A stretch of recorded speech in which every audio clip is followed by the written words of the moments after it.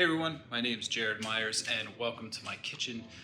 Today we're going to talk about how to build base cabinets, just the section base cabinets. And those are the ones that run along right there, okay?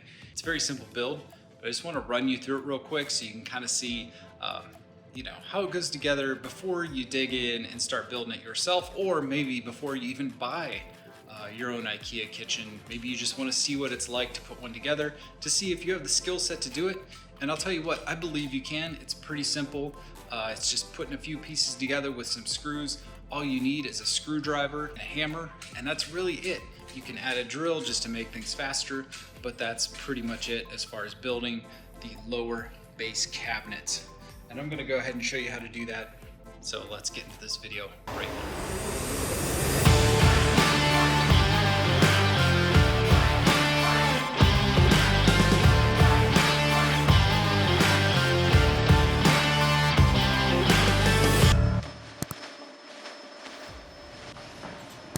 All right, this is how it comes in. It's a section cabinet, a 18 by 24 section base cabinet from Ikea. All right, so here I'm just ripping off the sides of the Ikea box. That's typically how I start mine.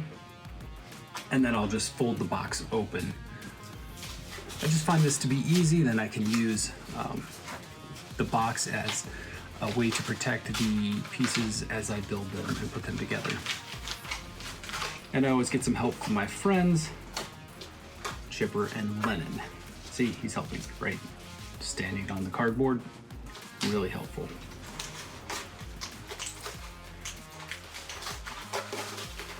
All right, once you get it open, you're going to have some packaging to move. And you have a nice book that tells you what to do.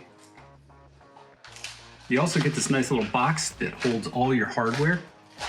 What I typically do is I just rip off the top of that box and keep all my hardware in there. I'll open the bags, put everything in there so that way I know where all my hardware is and I don't lose it. Then what I do is I just take that top piece and I flip it over. And the important thing is you make sure that routed line is on the outside. So that way when you put it together later, you can just stand them up and everything lines up nice. What I'm doing is just removing the bottom piece, and then I'm gonna flip over the other side. And I'm also gonna remove the backer, which is underneath it, just so it's readily available for later. And so it's not sitting on that piece. Again, making sure that the routed part is on the outside when you lay it down.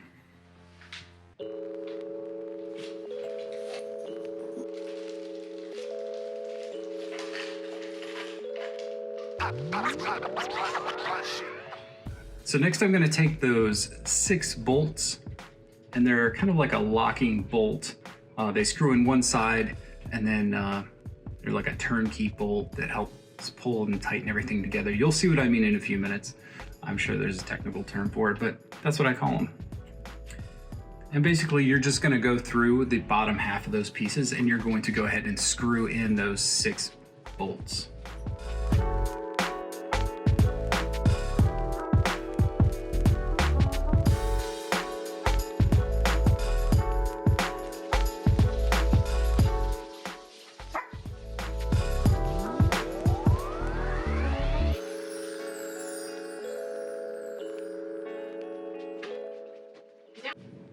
All right, so there you can see me put the bottom piece in there, and once you put that bottom piece on, then you're able to just turn those 2 side pieces up and they should fit right in. Notice that I put the routed part again facing up, so that way all the routed parts come together, because that's where you're gonna slide in the backer.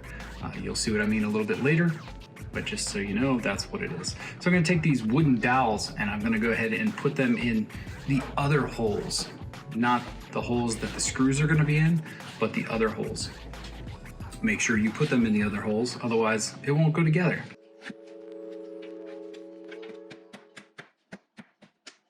Here's the locking nuts that just kind of pull those metal pieces tight. So you're going to insert those in the holes, make sure that the open side is where the screw is coming through. You'll kind of know what I mean when you go to do it. If it won't fit in, then you just need to move that piece around until it slides in, And then you're gonna take a screwdriver and you're just gonna tighten that down. And it's gonna cinch those pieces together real nice. Make a real solid hold. Then you're gonna repeat the process on the other side. Put the dowels in, flip the piece up.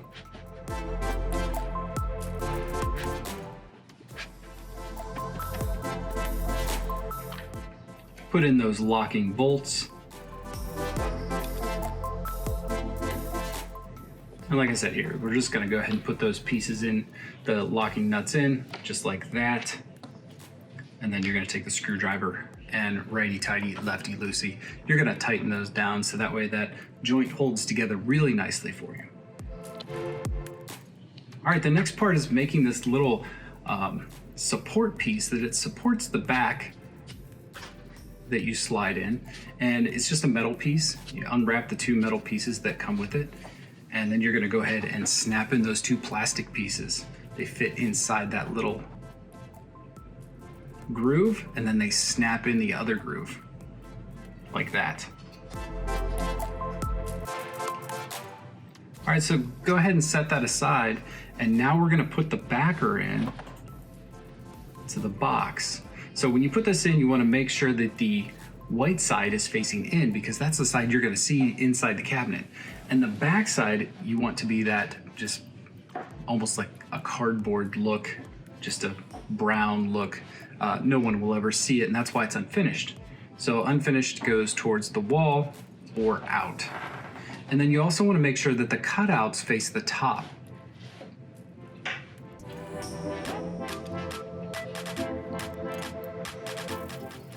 And now we're just going to go ahead and slide those two plastic pieces right onto the backer piece.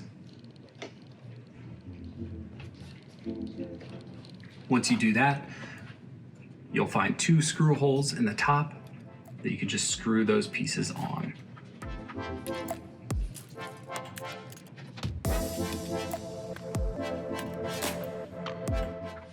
And again, I'm getting lots of help from my dog in this situation. I hope you also have an animal to get in to help you out while you're building yours. So once you do that, you're gonna lay it down, and we're gonna go ahead and secure the backer with some nails. You're gonna go ahead and push against the backer. Make sure it's pushed all the way into the corner so that we can get that first nail in. And then you're gonna do the same thing on the other side. This just makes sure that the box is square and that everything will sit nice. And then do the same with the top. Make sure the pieces are together and everything looks square as you're nailing in those first 4 nails. And then you're gonna take these two pieces here, they're plastic pieces, and they're meant to rest against the wall. It keeps your cabinet flush with the wall. At least that's the idea. Depending on how the curve of your wall, or if you have some angle to your wall, you may or may not need these. I put these on preemptively, but in the end, I actually had to take these off. So you may find that you need them, and you may find that you don't. But I just put mine on right away because I thought that I would need them. You could probably wait till later to see if you need them or not.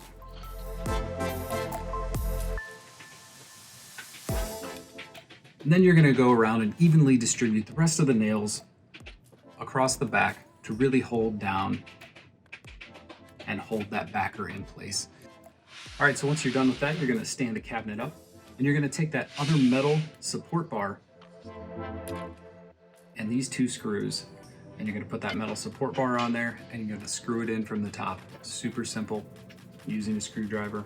Like I said before, if you wanna use a drill, this would make the whole process that much faster.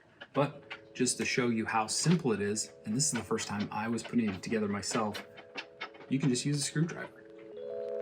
All right, so next you're gonna find these screws and these angled brackets. Now those are actually what you use to mount it on the wall on the easy mounting strip.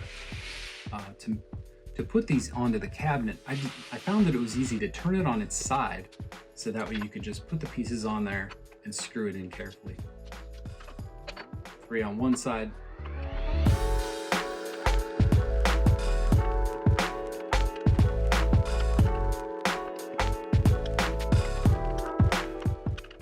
then flip it over and do the same on the other side.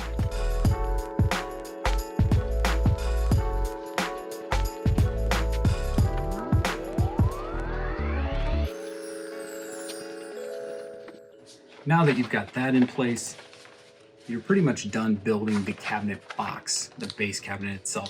When you order the kitchen, it comes with lots of legs. So section legs right here. And there's 4 of them in a box.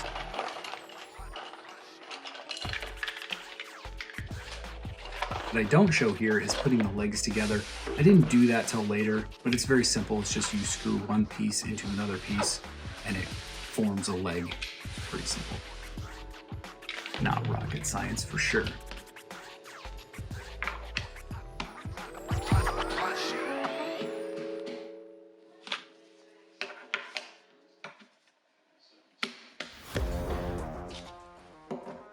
And what you want to do is you want to take the base out and you want to slap those on the bottom. And when you're doing that, you want to make sure that the little tab faces out. It's pretty obvious which way it goes when you're doing it, but at first you might be like, hey, what's this? Am I doing this the right way?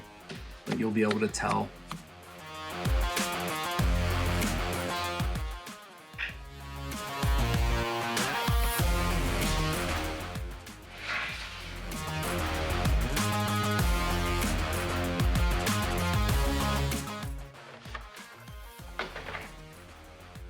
Okay, so that's it.